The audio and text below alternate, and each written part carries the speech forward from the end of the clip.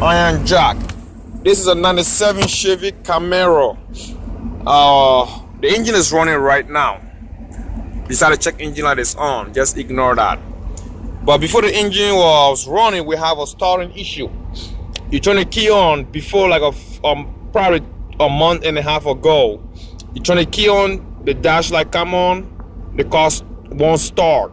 So we end up putting a starting switch right here. See that starting switch wire right there?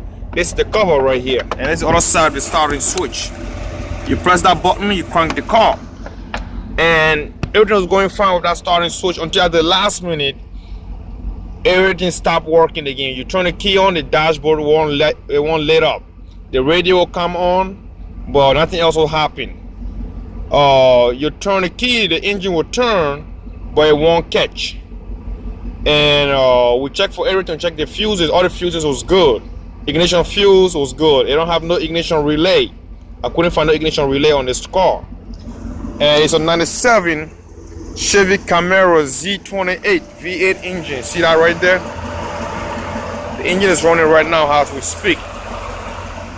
So the problem was the ignition switch, which is not the steering, it's not the cylinder switch up here by the key.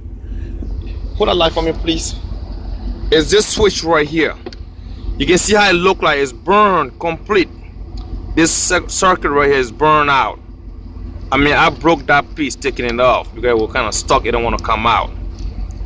Now, where this piece located is below your steering column, where it's on top of the steering column itself. So you have to drop the steering column down to get to it. So on top, on the other side of this steering column, right in this area, but on the top. So you see them bolt right here, them nuts? It's a 13mm size. There's two of them. There's one right here and the second one right there. Take them two off. And what else you take off is them 10mm down there. There are three of them total. I'm gonna put my finger on it so you can see what I'm talking about. So there's 110 right here, and there's other 10 right up there, and there's a third one I'm touching right there. Take them three off. And the other thing that helped me out was taking this brake switch off. This brake switch right here. If you take this off, it'll be off your way. It'll be easier to work if you take this switch off. The brake switch right there. It's two of them, but you take the bottom one off, you'll be fine. And to get to this ignition switch burnout right here. So I thought it was located in the steering column in the housing right here. So I brought my ignition steering wheel puller, but that's not, I didn't use this at all. I didn't get to remove the steering wheel. Just gotta drop them two bolts down there. It's 4 total because of this plate right here. This plate you have to come off too. It's a 10mm holding this plate in place. But that's a minor plate. It's not a big deal to take off. Take them two 13mm off, them 10mm off down there, and drop the whole steering column down. Well, it won't go all the way down. It'll be a little tight.